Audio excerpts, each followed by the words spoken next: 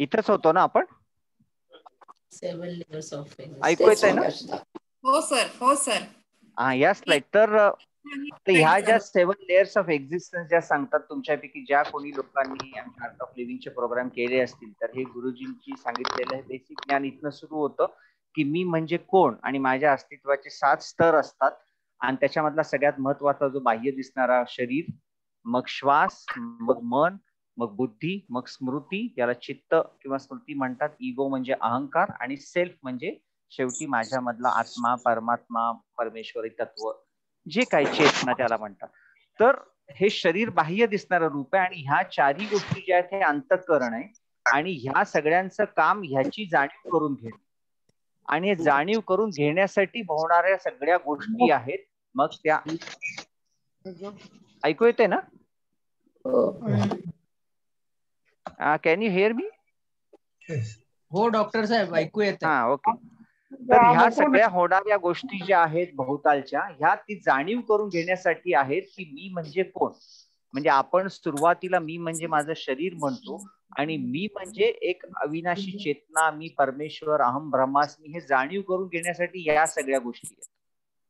हे एकदा समजायला लागलं तर मग तुमच्या आजाराचा स्वरूप, आजार एक तर स्वतःचा किंवा तुमच्या केअर गिव्हर्सचा, हा आपल्याला ही जाणीव करून घेण्यासाठी आहे. त्याचा वापर करून घेण्याविषयीची एकदा छोटीशी कल्पना आली की मग तुम्ही तुमचं आयुष्य शांत करून अजून कॉन्ट्रीब्युट करू शकता. तात्पर्य काय की ह्या सगळ्या गोष्टी, आध्यात्मिक ज्ञान वगैरे, पूर्वीच्या काळी तरी ऋषी मुनींना मोक्ष, मुक्ती आणि मला पुन्हा जन्म नको वगैरे वगैरे ह्याच्यासाठी होतं. पण आजच्या काळामध्ये ह्या गोष्टी केवळ त्याच्यासाठी नाही. आपल्यापैकी किती जणांना हवं ह्या गोष्टी? काय आवश्यक नाही ह्या सगळ्यात. पण रोजच्या जीवनातले प्रॉब्लेमच इतके आहेत की हेल्थचे प्रॉब्लेम, बजेटचे प्रॉब्लेम, वाढणारे पेट्रोलचे भाव, अधनं-मधनं होणारे ते कर्जाचे हप्ते, येणारे वर्कमध्ये कर्मचाऱ्यांचे ऍबसेंट्या, कोविडमध्ये त्यांनी डबल ड्युट्या मागतात, रोईलमध्ये डबल पगार मागतात, सरकार काहीतरी म्हणतं. 1000 गोष्टी डॉक्टर्सच्या, हॉस्पिटल मॅनेजमेंटच्या असतात, पेशंट्सच्या आपल्या ठिकाणी. सर प्रत्येकाला त्रास आहे, पैशाचा त्रास आहे, होणाऱ्या आवाजाचा, प्रदूषणाचा, कुटुंबाचा. हा स्ट्रेस, आणि या स्ट्रेस घालवणार कसं? तुम्ही किती म्हणलं मी म्हणजे अविनाशी चेतना आहे वगैरे वगैरे सगळं ज्ञान म्हटलं तरी ह्या गोष्टी घालवता येत नाही. आणि ह्या घालवण्यासाठी तुम्हाला काय करावं लागेल? एक तर तुम्हाला तुमचा, म्हणजे आता पेट्रोलचं उदाहरण घेतलं किंवा पार्किन्सनचं उदाहरण घेतलं आहे, तुमच्या घरात कुणाला तरी आणि त्याचा होणारा त्रास आहे, तो घालून तर देता येत नाही. ह्याच्यासाठी तुम्हाला तुमची एनर्जी वाढवावी लागते. आणि ती एनर्जी कुठनं मिळते? ती एनर्जी मिळते तुम्हाला त्या न बदलणाऱ्या अस्तित्वाच्या स्तरापासनं, जो 7वा स्तर आहे, ज्याला सेल्फ, चेतना वगैरे म्हणतात. आणि तिथं गेलं की तुम्हाला ह्या सगळ्या गोष्टींचा फायदा होतो. तात्पर्य काय की आध्यात्मिक ज्ञान, आध्यात्मिक आरोग्य हे पूर्वीच्या काळी तरी मोक्ष, मुक्ती वगैरे साठी, साधू संन्यासांसाठी आवश्यक होतं, म्हणून दैनंदिन जीवनात कोणी त्याची चर्चा करत नव्हतं. पण आजच्या काळात दैनंदिन जीवनात ह्याचीच गरज आहे. कारण तुम्ही हे पैसा बिसा किती वाढवला तरी हा स्ट्रेस कमी होत नाही. ह्याच्यासाठी तुम्हाला तुमची एनर्जी वाढवणं हाच भाग आहे. ह्या सगळ्या गोष्टी पूर्णपणे शक्य आहे का करणं इम्प्लिमेंट? इम्पॉसिबल.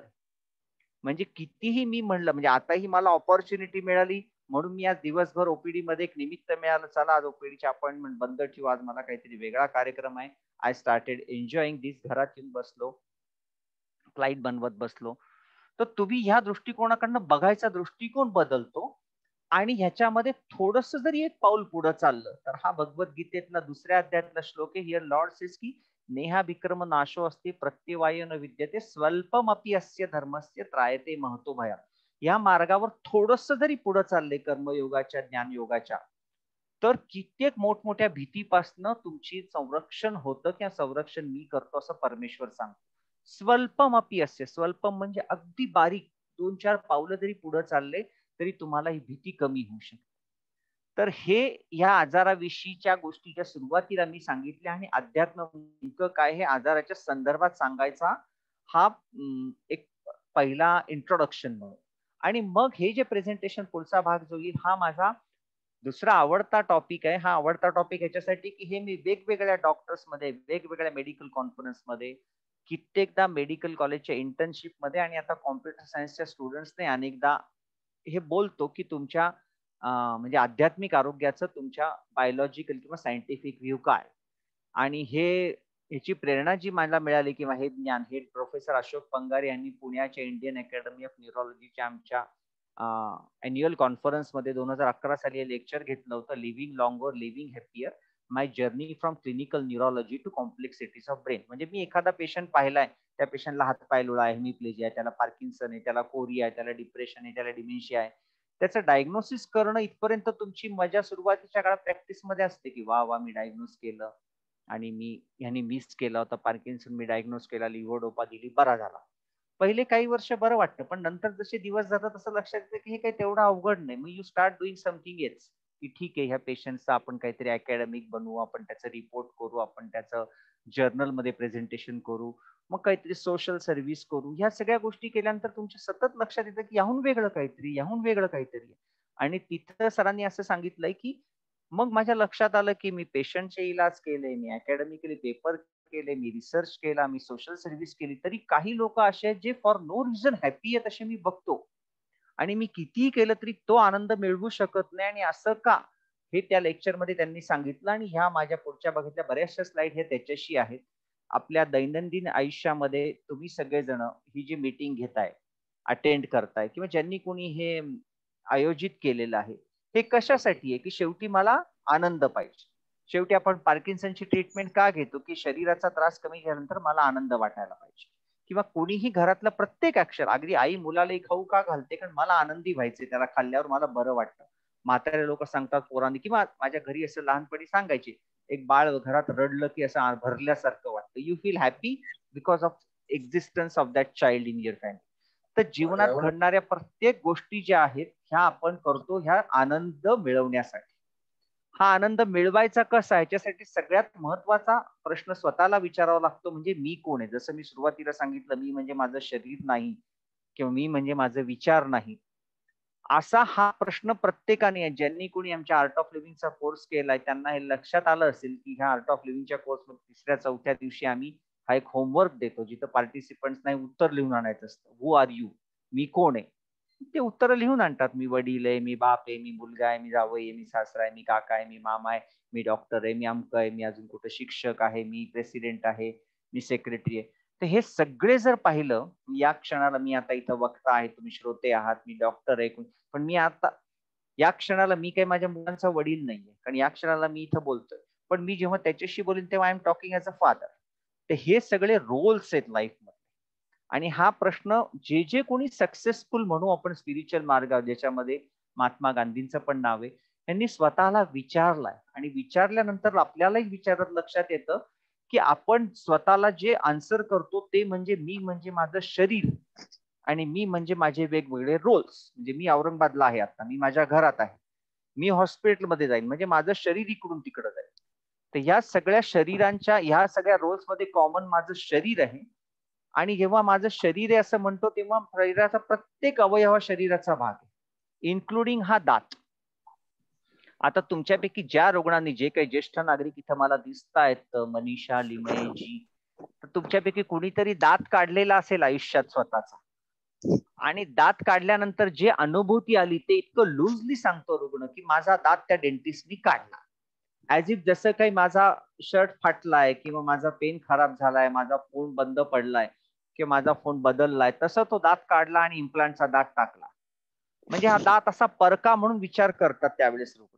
पण काढायच्या आधी तो दात शरीराचा भाग असतो, किंबहुना शरीराचा भाग असतो म्हणूनच तो दुखत असतो आणि म्हणूनच ते काढतात. तर मगाशी मी जसं मी म्हणजे माझं शरीर नाही सांगत होतो, त्या मुद्द्यावर मी येतोय की मी म्हणजे माझा दात नाही, दात माझा आहे. मी म्हणजे माझा दात नाही.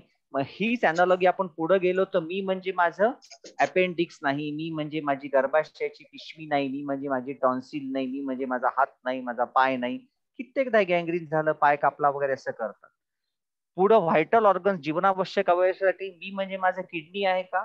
नाही, कारण दोन्ही किडनी जरी खराब झाल्या तरी ते रुग्ण जिवंत राहतात कोणीतरी तिसऱ्याच्या किडनीवर.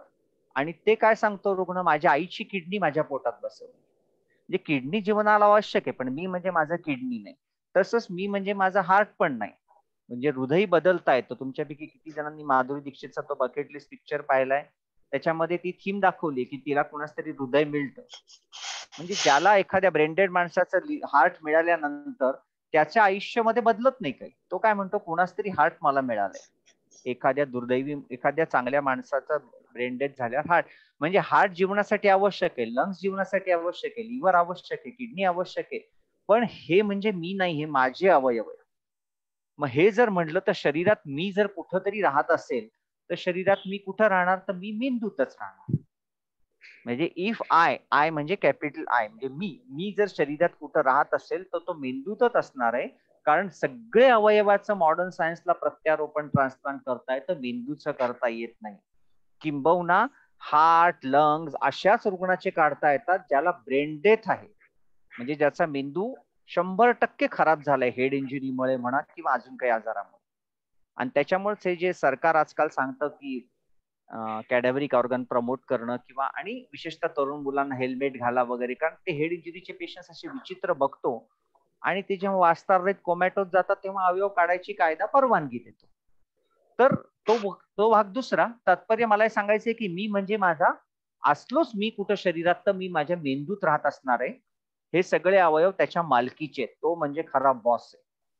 मग असं जर म्हणलं, कारण मेंदू बदलायची शस्त्रक्रिया होतच नाही, म्हणजे मेंदू बदलला ही गोष्ट फक्त ऐकू शकतो आपण ते म्हणजे भगवान गणपतीचा जन्म, जिथं शंकरांनी चॉप केलं ह्याचं हत्तीचं हे आणि बसवला. पण ठीक आहे, त्या पुराणातल्या गोष्टी आहेत वगैरे, त्याच्या मॉडर्न सायंटिफिक वे मी जर कुठं राहत असेल शरीरात तर मेंदू. मग मेंदू कार्य कसा करतो, तर मेंदूमध्ये कोट्यावधी न्यूरॉन्स असतात ज्या सतत एकमेकांना बोलत असतात. किंबहुना असं सांगतात की मेंदूमध्ये इतके न्यूरॉन्स आहेत जेवढे आपल्या ह्या मिल्की व्हॅली गॅलेक्सीमध्ये म्हणजे आकाशगंगेमध्ये जेवढे आपल्याकडे तारे आहेत तेवढे प्रत्येक मानवी मेंदूमध्ये पेशी आहेत. हा योगायोग असू शकेल किंवा वेगळंही काही असू शकेल, पण ती वेगळा इश्यू आहे. एक छोटासा कणाचा, वाळूच्या कणा इतक्या मेंदूमध्ये लाखो न्यूरॉन्स सतत एकमेकांशी बोलत असतात. आपण जागे असो, झोपले असो, झोपल्यानंतर दुसऱ्या दिवशी आपल्याला आपलं नाव काय वगैरे सांगावं लागत नाही. ते व्यवस्थित सगळ्या आदल्या दिवशी काय काम ठरवलंय सांगावं लागत नाही. ते सतत ते मेंदू एकमेकांना बोलत असतात आणि ते प्लॅनिंग लक्षात राहिलेलं असतं, कारण ही सतत कम्युनिकेशन चालू असतं. मेंदू खूप छोटा असतो, म्हणजे मेंदूचं वजन 2 किलो 2.5 किलो, स्त्रियांमध्ये थोडं जास्त असतं, पुरुषांमध्ये कमी असतं. पण इतका छोटा मेंदूमध्ये 20 ते 30% कॅलरीज लागत असतात. जे लोक डायबिटिक्स आहेत त्यांना ह्या गोष्टी अनुभवात येतील. तुम्ही इन्शुलिन घेतलं आणि जेवण केलंच नाही, शुगर फॉल झाली तर माणूस बेशुद्ध बनतो. किंवा ज्या लोकांना मायग्रेन आहे, डोकेदुखी आहे, त्यांना उपाशी राहिले तर दुसऱ्या दिवशी डोकं दुखतं किंवा काही काळानंतरच, किंवा उपाशी राहिल्याची अनुभूती सगळ्यांना येते. कारण ग्लुकोज एकदा कमी झाले की मेंदूवर पहिले परिणाम होतो, खाल्ल्यावर बरं वाटतं म्हणतात. तर मेंदूला सतत कॅलरीज लागत असतात, कारण मेंदू हा सतत विचार करत असतो, सतत कम्युनिकेशन करत असतो. म्हणजेच हे महत्वाचं काय की मी जो कोणी आहे मेंदूमध्ये त्याला सतत कॅलरीज देणं हे बाकी अवयवांचं काम राहतं. तर ह्या अशी पेशी असते, ही न्यूरॉन, त्याच्यामध्ये हे ग्रे मॅटर मी म्हणलं इथं न्यूक्लियस आणि अशा लांब लचक वायर असतात ज्या सगळ्या पेशी एकमेकांना अशा जोडलेल्या असतात आणि हे सतत त्यांच्यात संपर्क, संवाद, संभाषण चालू असतं मानवी जीवनामध्ये. मेंदूचे दोन भाग असतात मोठ्या मेंदूचे, एक डावा उजवा. डाव्या साईडचा मेंदू हा उजवा हातपाय कंट्रोल करतो, उजव्या साईडचा मेंदू डावा. पण याखेरीज लेफ्ट साइडेड ब्रेन मध्ये रायटिंग, लँग्वेज म्हणजे भाषा, सायंटिफिक स्किल, मॅथमॅटिक्स, लॉजिक, आणि राईट साईडच्या ब्रेन मध्ये असं काहीतरी इमॅजिनेशन, क्रिएटिव्हिटी, चलो ऐश करेंगे ऍज अ होल पिक्चर. हा लिनियर थिंकिंग मोड आहे, हा होलिस्टिक म्हणजे थिंकिंग ऍज अ होल आहे, हे पुढच्या चित्रात कळेल. हा जो डाव्या बाजूचा मेंदू हा ऍज इफ एखादा टार्गेट धरून काम करणार आहे. आपण हे खूप कॉर्पोरेट ऑफिस मध्ये बघतो, विशेषतः इथं औरंगाबादमध्ये अशा आयसीआयसीआय बँकेत हे चित्र नेहमी दिसतं, ते असे सतत टार्गेट नुसार काम करत असतात. आणि मेंदूच्या उजव्या भागामध्ये ही कामं असतात. तो माणूस ध्यान करतोय, एन्जॉय करतोय, स्पाऊसला घेऊन कुठेतरी फिरतोय, पतंग उडवतोय वगैरे, तेव्हा हा राईट साईडचा ब्रेन. हा राईट आणि हा लेफ्ट ब्रेन हे दोन्ही आपलेच आहेत बरं का. हा परका हा परका, आणि सतत हे सतत एकमेकांशी संवाद असतो. हे काही असे अपोजिशन पार्टीज नाहीयेत की काँग्रेस आणि भाजप की ह्यांनी केलं की ह्यांनी करावं. हे यांच्यात सतत संवाद चालू असतो. पण आता आपण जेव्हा डाव्या बाजूचं ब्रेन काम करतोय तेव्हा या क्षणाला ह्या माणसाच्या मनात हा विचार असतो, आज शाम को मूवी देखेंगे. आणि या क्षणाला हे कुठंतरी असं करताना त्याच्या मनात जर हा विचार आला की कल मुझे ये सब काम करना है, हे माझं टार्गेट आहे, हे आहे, तर हा राईट ब्रेन मध्ये लेफ्ट ब्रेन मध्ये आला, लेफ्ट ब्रेन मध्ये राईट ब्रेन मध्ये आला की तो नायदर इथलं काम नीट करू शकतो, नायदर इथं एन्जॉय करू शकतो. त्याच्यामुळे जे जे काम करताना त्या क्षणाला तिथंच तुम्ही राहा. शरीर जिथं असेल तिथंच मन तुमचं असलं पाहिजे, किंवा आम्ही त्याला बी 100% म्हणतो. प्रत्येक क्रियेमध्ये सतत 100% देऊन करा. त्याचं सायंटिफिक लॉजिक इथं येतं. तर लेफ्ट साईडचा ब्रेन हा लॉजिकल, सिक्वेन्शियल, रॅशनल असतो, एक एक पार्ट बघतो. राईट साईडचा ब्रेन हा होलिस्टिक असतो, तो ऍज अ होल बघतो, की एकदम 125 करोड भारतवासी म्हणजे राईट ब्रेन. पण त्याच्यामध्ये काही जण विचित्र वागतायत, लेफ्ट ब्रेन. तर तुम्ही हे दोन्ही आवश्यक आहेत. पूर्ण क्लासमध्ये सगळा क्लास चांगला आहे, पण एक मुलगा उद्धट आहे, त्याला बाहेर काढणं भाग आहे, तेव्हा त्या शिक्षकाचा लेफ्ट ब्रेन येणार. सगळ्या क्लासला शिकवायचं म्हणून बघताना त्या शिक्षकाचा राईट ब्रेन येणार. तर दोन्ही गोष्टी ह्या आपल्यामध्ये सतत क्रियाशील असतात. आता ही एक दुसरी स्लाइड आहे आणि ही एक गंमतशीर आहे, की मानवी मेंदूची उत्क्रांती सगळ्यात खालचा हा ब्रेनचा भाग आहे, हा सरड्याचा मेंदू एवढाच असतो. मग जसे सस्तन प्राणी आले, मॅमल्स, त्यांना हा मेंदूचा भाग आला. त्याच्यानंतर जशी उत्क्रांती झाली, मग हा भाग आला जिथे हे माकड आलं. या माकडाला काहीतरी असं धरायचं आला गोष्टी, त्याला उकळून तिकडे हात वापरायचे कसे आले. मग उत्क्रांतीमध्ये समोरची लोब आली, जी डॉल्फिननी दाखवली, ही माणसामध्ये आली. तर इथं फक्त जीवनावश्यक क्रिया आहे. इथं जे आहे, इथं फिलिंग्स आहे. फिलिंग्स म्हणजे भावना, इन्क्लुडिंग सेक्स. कोणाच तरी माईक ऑन आहे, प्लीज बंद करा. तर इथं फिलिंग्स आहेत, इथं फिलिंग्स, सेक्सच्या फिलिंग्स पण इथंच आहे. आणि पुढे इथं उत्क्रांतीमध्ये आल्यानंतर इथं ह्यांना काहीतरी वेगळ्या गोष्टी समजून घेता येतात, की मी कोण या प्रश्नाचं उत्तर जाणीव घेणं. इथं ह्या डॉल्फिन, हे यांना हे प्रश्नच कधी पडत नाही. म्हणजे जेव्हा हे सगळ्या अध्यात्मामध्ये वगैरे ह्या सगळ्या गोष्टींचे येतात ना, हे ह्या माणसालाच शक्य, बाकीच्यांनाही शक्य नाही. आता हे जर चित्र पाहिलं तर आपल्या लक्षात येईल, की आपले पूर्वज वगैरे जे सांगायचे, की 84 लक्ष जन्मानंतर तुम्हाला मानवाचा जन्म मिळतो. हे ऐकलंय ना आपण घरोघरी सगळीकडे. त्याचं कारण काय असू शकेल, किंवा याचं हेच तर सायन्स याच्या मागचं असेल, की तुमच्या मेंदूची उत्क्रांती होत गेली, त्याच्यानुसार तुम्हाला मग एका लेवल नंतर मानवी जन्म आला, आणि त्या मानवी जन्माचं प्रबोधन काहीतरी आहे, की तुम्हाला ते परमेश्वराचं स्वरूप जाणीव घेणं. तर हा सगळ्यात खालचा ब्रेन जो श्वास बीस असतो, इथं भावना आहेत. आणि या इथं लार्जेस्ट भाग आहे निओकॉर्टेक्स, जो आपण डॉल्फिन आणि माकडाने दाखवला, पण अंडर युटिलाइज आहे. मॅक्झिमम वेळ आपलं जीवन जे ते भावनांवर असतं. ह्याचा राग आला, ह्याचा द्वेष करतो, हा असंच बोलला, तिने असंच केलं, तो असाच आहे, ते तसंच आहे, महाग. हे सगळ्या भावनांच्या, म्हणजे प्राण्यांसारखं जीवन जगणं आहे भावनांवर. जसं एखादं कुत्र, त्याला लाथ मारली की बाहेर जातं, बिस्किट टाकले की तू परत येतं, तसं आपण कोणी कौतुक केलं की एकदम होऊन जातो. किंवा हे जे काही गँगरेप, अल्कोहोलिझम वगैरे जे काही आहे, हे सगळे प्राण्यांचा मेंदू आहे. दारूच्या नशेमध्ये विचित्र वागतात, जनावरासारखं काय वागतो असं जेव्हा म्हणतात, तेव्हा ही जी बुद्धी आहे, हा जो एकमेकांशी समजून घेण्याची बिलॉंगिंगनेस, हे मानव माझे आहेत सगळे समजून घेण्याची वृत्तीच बायपास झाली. हा हा इथला भाग आला. पण परत जसं मी मगाशी ते 3 दाखवले, तसे तिन्ही मेंदू आपलेच आहेत. कुठल्या वेळेस काय वापरायचं, भावनांनी कधी विचार करायचा, बुद्धीने कधी विचार करायचा, हे आपणच ठरवायचं असतं. नॉट दॅट की हे वाईट आहे, याचंही महत्व आहे. पण केवळ ह्याच्यानी वाहवत जाऊन जीवन वाया घालवणं म्हणजे मूर्खपणा आहे.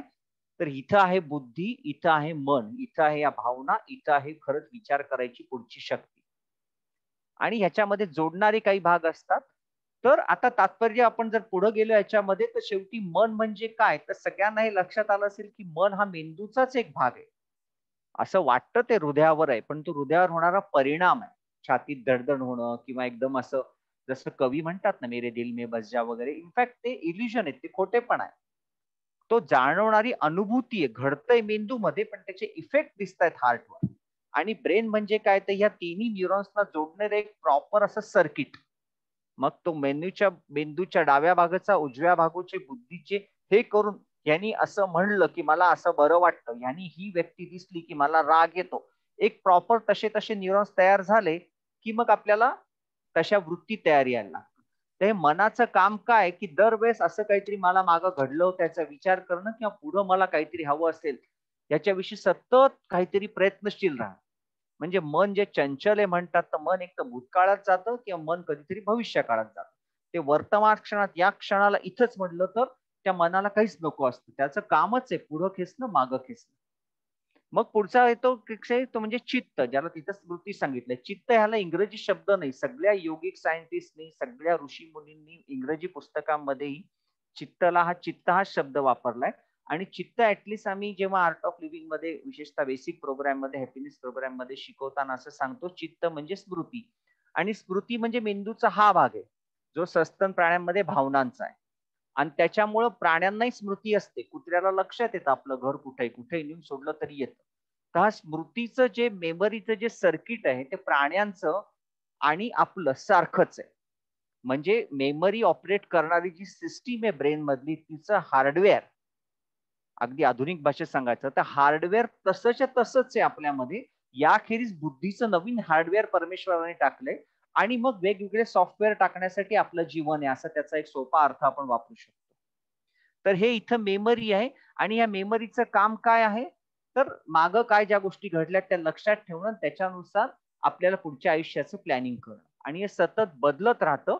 तर तात्पर्य काय, की ही पेशी ह्या पेशीला जोडली आहे, या पेशीला जोडल्यावर इथं त्याच्यामध्ये असा एक करंट तयार होतो. त्या करंट झाल्यावर इथं केमिकल्स रिलीज होतात. हे केमिकल ह्या पेशीला भिडतात आणि ही पेशी ऍक्टिव्हेट होते. आणि हे जोडणारे केमिकल्स जे आहेत, या केमिकल्सनुसार ही पेशी कशा प्रकारे ऍक्टिव्हेट होते हे ठरतं. तात्पर्य काय, की आपण जे कोणी आहोत, nerve cells in the brain called neurons communicate with each other, एकमेकांशी संवाद साधतात. कशाने? Chemical process. इथून इथं केमिकल जोडणं. आणि ही प्रोसेस ठरवते मी काय विचार करतो, मला माझ्या भावना कशा आहेत, मी काय लक्षात ठेवायचं, मी काय विसरायचं, मी कुणाला माफ केलं, मी कुणाला संताप करतो, कोणाविषयी मी द्वेष करतो, कोणाविषयी प्रेम करतो. हे म्हणजे ही प्रोसेस आहे. आणि ही प्रोसेस ठरवते मी कोण आहे, ही प्रोसेस ठरवते माझे विचार काय.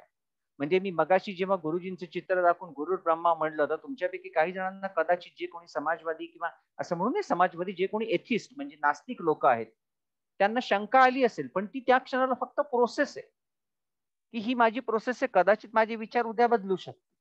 आणि ही प्रोसेस बदलत राहते. जे मी मगाशी चित्र दाखवलं 3 इडियट्स, हे माझे विचार आहेत, हे बदलत राहतात. आणि अनुभूती पार्किन्सन डिसीज मध्ये तर नेहमी घेतो. लिव्होडोपा खाल्ली की माणूस चालतोय, लिव्होडोपा नाही खाल्ली की अडकून बसतो. लिव्होडोपा खाल्ली की ते एकदम विचित्र काहीतरी हा एकदम वाव वाव करतोय. हे समजून घेणं सर्वसामान्य माणसाला अशक्य आहे. अगदी डॉक्टर्स नाही अवघड आहे. ते समजून घेता येत नाही त्यांना. ते म्हणतात हे काय असं कसं होऊ शकतं. हे जाणीव करून घेण्यासाठी ऋषी मुनींना कित्येक वर्षाची साधना करावी लागली. तेव्हा कळलं, अरे माझं शरीर म्हणजे मी नाहीये. ही स्टेप जाणून घेण्यासाठी कित्येक वर्षाचा तप केला. अरे माझं शरीर मी म्हणजे माझे विचार नाहीत, माझे विचार बदलू शकतात. हे बदलू शकतात. तिथं तुम्ही त्या माणसाला डोपामिन गोळी दिल्यानंतर कळते, की यार डोपामिन दिली की ह्याला भास होतात, ही गोळी नाही दिली की हा व्यवस्थित वागतो. हा जसा त्याचे विचार बदलतायत तसे माझेही विचार बदलू शकतात. हे एकदा आलं तर ही ज्ञान होण्यासाठी पूर्वीच्या काळी लोकांना किती साधना करावी लागली असेल. आणि त्याच्यानंतर पुढे गोष्टी जातात.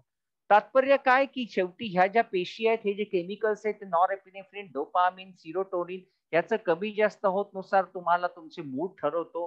पार्किन्सन आपण पाहिलं, डोपामिन कमी झाल्यामुळे पार्किन्सन होतं, डोपामिन जास्त झाल्यामुळे भास होतात. आणि मग ह्या आणि डोपामिन हे प्लेजरचा एक हॉर्मोन सांगितला जातो. म्हणजे जे लोक स्मोकिंग करतात किंवा जे लोक निकोटीन तंबाखू खातात, ते खाल्ल्यानंतर अशी किक बसते, ते मेंदूतलं डोपामिन वाढतं. एक रिवॉर्ड पाथवे म्हणजे काहीतरी बक्षीस मिळाले अशी जाणीव मेंदूला करून देतो डोपामिन. आणि म्हणून मी हे जेव्हा वाचन करत होतो, मी त्याच्या स्लाइड पुढे आहेत, वेळ मिळाला पर्यंत जाऊ आपण, की तुम्ही किती जास्त डोपामिन वाढलं त्याच्यानुसार तुमचे विचार जसे भास होतात, तसे कित्येक वेळा असे धार्मिक गोष्टी पण होतात. आणि ह्याच्यावर बराच सायन्स मध्ये पेपर्स आहेत, की पार्किन्सन डिसीज ज्यांना आहे ते लोक जास्त भावनिक म्हणण्यापेक्षा काय म्हणू त्याला, धार्मिक बनतात. खूप पूजापाठ करणारे असतात. कारण ते डोपामिन लेव्हल नुसार कमी जास्त होतं. हे चूक वाईट ह्याच्याविषयी मी म्हणतच नाही. मी फक्त एवढं सांगतोय, की अध्यात्म काय सांगतंय, की तुमचे विचार बदलू शकतात आणि ह्याच्याविषयी जसे समोरच्याचे बदलू शकतात तसे माझेही बदलू शकतात, ह्याची अनुभूती घेणं. म्हणजे एक तर पेशंटला स्वतः समजत असेल, तेवढी बुद्धी हे असेल, खराब झाली नसेल, तेवढा डिमेन्शिया झाला नसेल, तर हे स्वतः समजून घेऊ शकतात. नाही तर जसे आमचे तिळवे काका आहेत, त्यांनी त्या आरती मॅडमच्या आजाराची स्वतःची, म्हणजे he is so busy in taking care of her, की I feel he enjoys his life. म्हणजे ठीक आहे, आता त्याच्यात ते लॉकडाऊन आल्यामुळे त्यांना आता ते वाईटही वाटायचं कारण नाही की कुठं मला फॉरेनला जाता येत नाही वगैरे वगैरे असं. कारण आयुष्य त्याच्यामध्ये येतं की तुम्हाला आयुष्यामध्ये ह्याच्यातली स्वतःमध्ये अशा गोष्टी असू शकतात की अनुभूती येऊ शकते. ओके. तर तुम्ही जेव्हा एखादी गोष्ट नवीन शिकता तेव्हा काय असे वेगवेगळे केमिकल्स तयार होतात, वेगवेगळे न्यूरॉन्स त्याचे केमिकल्स तयार होऊन एखादी स्किल अक्वायर करतात. म्हणजे एक माणूस डॉक्टर आहे म्हणजे काय त्याचा मेंदू थोडी वेगळा आहे. तशा तशा न्यूरॉन मध्ये त्या गोष्टी लक्षात राहिल्या. किंवा एक सचिन तेंडुलकर छान क्रिकेट खेळतो म्हणजे त्याचा मेंदू थोडी वेगळा आहे. तो बॅट कशी मारायची त्याचं स्किल त्याच्या न्यूरॉन म्हणजे आता समजा आपण समजा लहानपणी सायकल चालवायला शिकलो. तर डावा पाय पॅन्डलवर ठेवला, उजवा पाय इकडून तिकडे टाकला. डावा पाय म्हणजे उजव्या भागाचा लेग एरियाचा मेंदू, उजवा पाय म्हणजे डाव्या मेंदूचा लेग एरिया. तर ह्या पेशीमधनं ह्या पेशीमध्ये कम्युनिकेशन झालं पाहिजे. आणि हा असा एक प्रॉपर तसा एक ट्रॅक बनला पाहिजे. तो ट्रॅक बनला एकदा व्यवस्थित की माणसाला ते स्किल आलं. त्याच्यामुळे जितकं प्रॅक्टिस करून एखादी गोष्ट परफेक्ट बनतं म्हणजे प्रॉपर तसा ट्रॅक बनायला पाहिजे. Neuron number 1, neuron number 13, neuron number 25, neuron number 1,00,000, neuron number 17,00,000 जे काय असं झालं की ती स्किल आलं. आणि ते स्किल येण्यासाठी करावं काय लागेल तर प्रॅक्टिस. आणि जेव्हा आपण म्हणतो प्रॅक्टिस मेक्स मॅन परफेक्ट किंवा नथिंग इज इम्पॉसिबल हे जे आहे त्याचं बायोलॉजिकल व्ह्यू इथं आहे. तर ह्या सगळ्या गोष्टी म्हणजे माझे विचार आहेत हे माझे आणि मी म्हणजे कोणीतरी वेगळं आहे. म्हणजे माझं चित्त आहे हे जे काय म्हणजे एखाद्या गोष्टीमध्ये माझे विचार आहेत म्हणजे माझं चित्त तिथं आहे हे मी लक्षात ठेवलंय. मी विसरूही शकतो एखाद्या वेळेस. म्हणजे मी केवळ लक्षात ठेवले म्हणजे मी म्हणजे माझे विचार नाही त्याची जाणीव करून घेणं त्याला योग म्हणतात. हा पातंजली योग सूत्रातला श्लोक आहे. योग चित्तवृत्ती निरोधा. म्हणजे आपल्या चित्ताच्या वृत्ती कशा आहेत. म्हणजे आतापैकी तुमच्यापैकी काही जणांना ह्या गोष्टी पटत असतील. ते वा वा येस येस आय अग्री म्हणत असतील. काही जणांना वाटत असतील काय काही नाही काही खोटं बोलतोय मी तर सायन्स ऐकायला आलो होतो मला असं वाटलं होतं काहीतरी. म्हणजे तुमचं चित्त त्या क्षणाला काही जणांना असं वाटतं हो मी कुठेतरी वाचलं होतं बरं का हा श्लोक. तुमचं चित्त आता स्मृतीमध्ये गेलं. अशा चित्ताच्या 5 वृत्ती आहेत. एक प्रमाण म्हणजे हे कशावरून सांगतो प्रूव्ह मी. काही जण असा प्लॅन करत असतील की हे लेक्चर संपल्यावर मी आता शंका विचारेन डिस्कस करेन. दुसरा विकल्प असं नाही असंही असू शकतं म्हणजे ऑप्शन्स. तिसरा विपर्य म्हणजे हे सगळं भंपक आहे खोटेपणा आहे हे काही नाही. हे सगळे फॅनेटिकच दिसत आहेत हे सगळे बीजेपीचे लोक आहेत RSS चे असणार आहेत असे विचार करणारे हे विपर्य. चौथा येतो स्मृती मी कुठंतरी ऐकलं होतं हे म्हणजे तुमचं चित्त तिथे. आणि 5वा येतो म्हणजे निद्रा. म्हणजे आपण जेव्हा झोपतो आणि झोपेतनं दुसऱ्या दिवशी उठलो की परत आपल्याला सांगावं लागत नाही आपली ओळख कारण त्या निद्रा वृत्तीमध्ये चित्त चालू असतं. तर आपलं चित्त या क्षणाला कोणत्या वृत्तीत आहे ह्याच्याविषयी जागरूकता म्हणजे योग. म्हणजे तुमच्यापैकी कोणी बहुसंख्य जण मला असं वाटतं प्रमाणमध्ये असतील. काही जण विकल्पमध्ये असतील काही जण स्मृतीमध्येही असतील. पण मी आशा बाळगतो की तुमच्यापैकी कोणीही निद्रा वृत्तीमध्ये नसावं. ओके. तर हे जे छोटे छोटे डोपामिन केमिकल्स आहेत हे केमिकल्स बदलतात कशामुळे गोळ्यांमुळे. आपण जे पाहतो सेंडोपा खाल्ल्यानंतर पॅसिटेन खाल्ल्यानंतर विचार बदलतात. तेवढ्या छोट्या छोट्या गोळींनी जर विचार बदलू शकतात तर तुम्ही जे अर्धा अर्धा एक एक किलो अन्न खाता त्याने विचार बदलू शकत ना. बदलू शकणं शक्य आहे किंवा बदलायलाच पाहिजेत. शेवटी विचार म्हणजे केमिकल्स आहे. म्हणून असं सांगितलं जातं की एक सात्विक शाकाहारी चांगला आहार हा तुमच्या चांगल्या विचारांसाठी आवश्यक आहे. आणि तो सात्विक आहार म्हणजे काय की तो जो फ्रेश बनवलेला ज्युसी कमी तेलकट वगैरे जे आपण आपल्या घरात नेहमी सांगत आल्या गोष्टी यांनी तुमचे विचार तुमचं मन शांत राहतं. किंवा पूर्वीच्या काळी जे कोणी लोक बाळाला गुटी म्हणून पाजायचे ते आता गुगलही सांगतं की ह्या सगळ्या गोष्टी ह्या मेंदूसाठी चांगल्या आहेत. आपण जेव्हा व्यायाम करतो तेव्हा बरं वाटतं. ते व्यायाम करताना बरं का वाटतं तर एक एन्डॉर्फिन नावाचे आपल्या ब्रेनमध्ये केमिकल वाढतात आणि हे एन्डॉर्फिन इतर वेळेस आपल्याला ड्रग ऍडिक्ट जे असे रेडीमेड मिळतात जे एक्सरसाइज 20 मिनिटं करून जो फायदा होतो तो आपल्याला लगेच मिळतो ड्रग ऍडिक्टला. म्हणून ते लोक त्याच्याविषयी ऍडिक्ट बनत जातात. स्ट्रेसमध्ये ह्याच्यामध्ये एक्झॅक्टली उलट्या होतात. जे एक्सरसाइजने फायदे होतात त्याची उलटी बाजू म्हणजे ताण. पण आपण त्याच्यावर जाणार नाही. तर तात्पर्य काय की मन म्हणजे इथं मन म्हणजे आपण चित्त पकडू म्हणजे माइंड हे प्रोफेसरचा पेपर आहे म्हणून तसं घेतलंय. तर हे बदलू शकतं ह्याच्याविषयी जागरूक. तुम्ही जितक्या जास्त गोष्टी करायला लागाल जितके जास्त रोल्स लाईफमध्ये प्ले कराल तितके जास्त कनेक्शन तयार होतील तितके जास्त तुम्हाला तुमची पर्सनॅलिटी खुलून निघेल. खाण्याने बदलू शकतं व्यायामाने बदलू शकतो. भोवतालचं सगळं जग बदलत चाललंय, भोवतालच्या सगळ्या माणसांचे विचार बदलतायत, माझेही विचार बदलत असतात, बदलू शकतात, ह्याच्याविषयी जागरूकता येणं. मग कळलं माझे विचार बदलू शकतात, असं काहीतरी आहे जे बदलत नाही. आणि असं काहीतरी ते जे बदलत नाही, जे माझ्यात तुमच्यात सगळ्यात सारखं, याची जाणीव नंतर येते. आणि ती जाणीव आल्यानंतर मग कळतं की फॉर नो रिझन आनंदी राहणं म्हणजे हेल्थ. म्हणजे मी आनंदी राहण्यासाठी, म्हणजे लोकांना निरोगी आयुष्य असूनही नैराश्य असू शकतं. आणि जसं राजेश खन्नाच्या त्या पिक्चर मध्ये दाखवलं आनंद मध्ये, तो मरणार आहे काही दिवसांनी तरी तो हॅप्पी दाखवला. आहे ती सिच्युएशन ऍक्सेप्ट करून. आता कित्येक लहान मुलांना डायबिटीस असतो, जन्मल्यात इन्शुलिन घेतात ते, पण अदरवाईज ते चांगले असतात. तर ह्या मॉडर्न लाईफ मध्ये मॉडर्न डेफिनेशन नुसार ते रोगी बनतात. पण आध्यात्मिक आरोग्यानुसार काय म्हणतात की तुम्ही तुमच्या लिमिटेशन ऍक्सेप्ट करून जीवनाकडे पाहिलं तर तुम्ही हेल्दी आहात, कारण तुम्ही हॅप्पी आहात. आणि त्या हॅपीनेस साठी असं आवश्यक नाही की तुमचा डायबिटीस क्युअर झाला पाहिजे. आहे, मी एवढं एवढं घेऊन बरं राहू शकतो, दॅट इज फाईन. तर ह्या, आणि मग ह्याच्या पुढे येतं भावना. मग भावनांविषयी असं म्हटलं तर ज्या काही वाईट भावना आहेत, ज्या काही वाईट घडलेल्या स्मृती आहेत, त्या मेंदूमध्ये इतक्या प्रखर लक्षात ठेवल्या जातात. आणि ह्याचं कारण का? तर आता समजा या हरणाची स्मृती आपण बघू. या हरण जर या वाघाच्या तावडीतनं समजा वाचलं, तर आयुष्यभर त्याला ती वाघाची डरकाळी लक्षात ठेवणं भाग आहे, कारण त्याच्यासाठी जीवन मरणाचा प्रश्न आहे. आणि ह्या प्राण्याच्या स्मृतीचं सर्किट आणि आपल्या स्मृतीचं सर्किट हार्डवेअर सॉफ्टवेअर सारखं आहे. त्याच्यामुळेच आपल्याला कोणीतरी एखादी गोष्ट वाईट टोमणा मारला तर तो टोमणा लक्षात राहतो. भले त्या माणसाने 10 कौतुक जास्त केलं असेल ते आपण विसरून जातो, कारण हे सॉफ्टवेअर हार्डवेअर तशाच पद्धतीचं बनवलेलं आहे आपल्यामध्ये जसं प्राण्यांमध्ये आहे. तर जेव्हा आणि स्मृती जेव्हा वागतो तेव्हा स्मृती आणि भावना हा प्राण्यांचा मेंदू आहे. आणि आपण प्राण्यांच्या मेंदूमध्ये आयुष्य काढण्यासाठी नाही होत. आपल्याला केवळ जाणवाल, अरे हा माझ्यामधला अॅनिमल ब्रेन आहे. मग कळतं की यार ह्याहून वेगळं काहीतरी आहे. मग तुम्हाला लाईफ मधले ऑप्शन्स एक्सप्लोर करता येतात.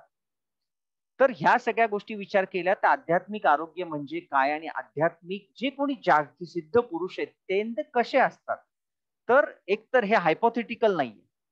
हायपोथेटिकल नाही म्हणजे असं खरंच असू शकतं. त्यांच्या बिंदू वेगळा काही नसतो, पण त्यांच्यामध्ये काय असतं, त्यांच्यामध्ये काय असतं तर त्यांचं मन हे सतत पॉझिटिव्ह थॉटनी, कारण ते अॅनिमल ब्रेनच्या वर असतं, त्याच्यामुळे ते सतत रिलॅक्स असतात, कंटेंटेड असतात. आणि हे आपल्यालाही शक्य आहे जेव्हा आपण ध्यान करतो किंवा एखादी कलाकृती करतो, छान चित्र काढतोय, गाणं गातोय, रांगोळी काढताय, किंवा कित्येक स्त्रिया इथं मला दिसतात महालक्ष्म्या करतात, आरती करताना त्या इतक्या इन्व्हॉल्ड असतात. आम्ही कित्येकदा पेशंट, डॉक्टर माझी मुलगी आली होती बाळंपणाला, इतकं त्या नातीच्या नादात खुश होते, पण मुलगी आता सासरी गेली, माझे गुडघे धरले. अरे ती मुलगी होती तोवर तुम्हाला नव्हते धरले, का नाही धरले? कारण तुम्ही इतके बिझी होते त्या ऍक्शन मध्ये की नंतर वेळ कसा गेला कळलंच नाही. म्हणजे हे खूपदा बघतो आम्ही की महालक्ष्म्या होत्या, महालक्ष्म्यामध्ये काही कळलं नाही आणि आता सगळं गौरी वगैरे गेल्या आणि आता माझी कंबर धरली. कारण तुम्ही त्या लक्ष्मी होता तेव्हा इतके इन्व्हॉल्ड होता त्या ऍक्शन मध्ये की तुम्हाला तुमच्या शरीराचे दुखणे बिखणे या गोष्टी, तुमचे ते विचारही करायला वेळ मिळाला नाही असं नाही, तुमचे विचार तिकडे डायव्हर्टच झाले. तो कुठल्याही ऍक्शन मध्ये 100% इन्व्हॉल्व झालं तर तुम्हाला जी अनुभूती असते ती अनुभूती म्हणजे आध्यात्मिक आरोग्य. आणि प्रत्येकाला शक्य आहे कोणत्याही स्टेजमध्ये तुमचं आयुष्य रोगी, म्हणजे शारीरिक दृष्ट्या रोगी निरोगी असेल तर. तर ह्या बॅकग्राऊंडवर एक 5 मिनिटं याचे उरलेले आहेत. कसं करायचं काका आपण हे 5 मिनिटांचं स्टॉप करायचं का अजून घ्यायचंय? म्यूट आहात तुम्ही ऍडमिन. डॉक्टर साहेब तुम्ही आपण 5 मिनिटानंतर परत येऊयात. येऊयात का? हा ठीक आहे, हो. मग मी चालूच ठेवतो. हो. तर आता ह्या बॅकग्राऊंडवर आपण बघू की आता पार्किन्सन डिसीज विषयी जेव्हा मी वाचत होतो काल, तेव्हा ह्या गोष्टी कळल्या की त्या माणसाने असं लिहिलंय त्याच्यामध्ये की good symptom control can result from spiritual relief. म्हणजे पार्किन्सन डिसीजचं आहे त्याच्यामधला पेपर मधलं वाक्य, which is produce by experiencing emotions such as joy, विनाकारण खूप आनंद, fulfilment, or by performing a kindly act. Just कुणाला तरी काहीतरी मला मदत केली अशा वेळेनंतर मला माझ्या पार्किन्सनच्या लक्षणामध्ये जी ऑफ फेज आहे ती ऑफ फेज कमी जाणवली. आणि हे कुठं मी पाहिलंय तर हे पार्किन्सन लाईफ हे गुगलवरच पाहिलंय. Don't worry be happy finding spiritual solution for Parkinson. या पेपरमध्ये लिहिलेले त्याचं हे वाक्य आहे की गुड सिम्पटम कंट्रोल. आणि हे कशामुळे त्यांनी लिहिलंय तर ह्याचं जस्ट हे त्यांनी म्हणजे ह्यांनी जे लिहिलंय ते तुम्ही वाचा आणि मी सांगतो की त्याच्या लक्षात येईल की माझे ऑफ पिरियड कमी कधी झाले. When I am along with my friends who love me, ज्यांच्याविषयी मी प्रेम करतो आणि मला ज्यांच्याविषयी आदर आहे. जेव्हा when I overcome my doubts and lack of confidence to manage and write something valuable. मग त्याच्यामध्ये आपण व्हॅल्युएबल म्हणजे तुम्ही श्रीराम जयराम जय जयराम हे व्हॅल्युएबल म्हणू शकता. So that even my though critical self is satisfied with it when I participate in new and challenging tasks. आणि हे आमच्या मेडिसिनच्या न्यूरोलॉजीच्या पुस्तकात ते लिहिले पार्किन्सन डिसीज किती फ्रीज असला माणूस तरी अशी एकदम काहीतरी घरात आगच लागली किंवा असं काही संकट आलं तो धाडधाड धाडधाड चालत बाहेर येऊ शकतो.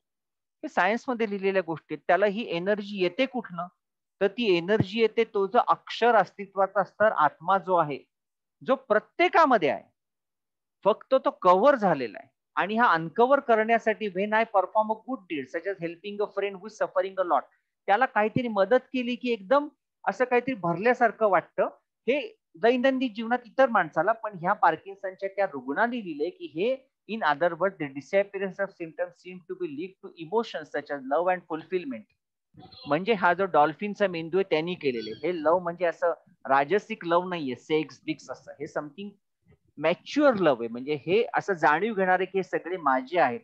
जेव्हा ते आपण म्हणतो ना जे जे स्थळी दिसते तया माझे म्हणा करुणा करा सर्वात्मका, ते ह्या जाणीव घेण्याची ही जी ईश्वरी तत्व जाणून घेण्याची जी पॉवर आहे आपल्यामध्ये, ह्याच्यामध्ये जेव्हा आपण टच करतो तेव्हा ह्या गोष्टी these emotions are action fulfil needs of 3 elements of our personality. आणि मग हे आपला जो काही अहंकार आहे की मी छळतोय, मला त्रास आहे, मला पार्किन्सन आहे, माझे भूक कुणाला कळत नाही, तुम्हाला समजणार नाही काय, हाही एक प्रकारचा अहंकार आहे. आपल्याला इतरांपेक्षा वेगळं जाणवणं. अहंकार म्हणजे केवळ मी बॉस आहे, मी डॉक्टर आहे, माझ्याकडे पैसा आहे, हा मोठा अहंकार. पण हा जो मी स्वतः हलका आहे, मी काही कामाचा नाही, मी बेवकूफ आहे, मी मूर्ख आहे, हा पण अहंकारच आहे इतरांपेक्षा. तर ह्याच्यातनं थोडस बाहेर आलं याचा अर्थ मी काय असं रामदेव बाबा जसं म्हणतात तसं म्हणत नाही की तुम्ही प्राणायाम करा सगळं. शेवटी मी डॉक्टर आहे, माझा माझ्या न्यूरोलॉजीवर विश्वास आहे, पण there is something more than science. आणि ते आपण अनुभव करून त्या चर्चेत जायचं नाही. आपल्याला काय चूक काय बरोबर, आपल्याला आपली लाईफ बरं करण्यासाठी त्याचा फायदा करून घेण्यासाठी काय करता येईल पहिले मान्य करून घ्यायचं. तर हा जो आपल्याला म्हणतो हा माझ्यात होणारा मी असा आहे, हा जो इगो आहे rational conscious part that helps us to evolve realistic strategy for survival. And super ego म्हणजे हे सगळे एक आहेत असं जाणीव घेणारा. म्हणजे हा सुपर इगोशी हा इगो मॅच होणं. तर हा इगो जर वाईट आहे असं जर म्हणतो आपण, तर इतका वाईट जर इगो असता तर परमेश्वराने इगो ठेवला कशाला असता. तर ह्या इगो विषयी बोलताना मे बी आता हे प्रेझेंटेशन स्टॉप होईल, तर याच्या पुढे एक मला वाटतं 20 मिनिटच असेल आणि मग क्वेश्चन आन्सर हे 40 मिनिटांनी थांबतं वाटतं ना. तर पुढच्या आता जेव्हा येईल तेव्हा मी त्या इगो विषयी बोलतो आणि मग बहुतेक आपलं 15 मिनिटात संपेल. चालेल चालेल. ओके. तर हा इगो म्हणजे काय, तर ही स्लाइड खूप जणांनी पाहिलेली असेल फेसबुकवर व्हॉट्सअपवर. A man asked Lord Buddha I want happiness and Lord Buddha sed first remove your I that is ego. आणि आय म्हणजे आपण मेंदूत म्हणतो.